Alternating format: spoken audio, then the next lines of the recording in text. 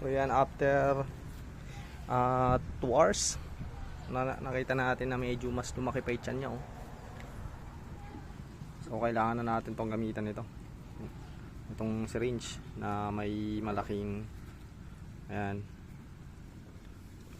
pinan ko lang to, grinder ko lang, may maraming kuhan tubo. So kailangan makasingaw to, itong hangin na to, kundi mamamatay itong alaga natin. So kuhan lang to, ayoko mamatay ito kasi ayoko mangyari din dun sa may dati. So ang saksak nito ay dito sa pinakamaumbok niyang parte. Bubutasin lang natin yan, part na yan,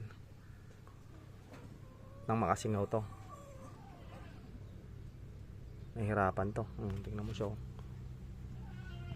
So ngayon sasaksakan natin ito. Videohan lang natin kapag nasaksakan natin. So dito ko siya isasaksak sa banda dito.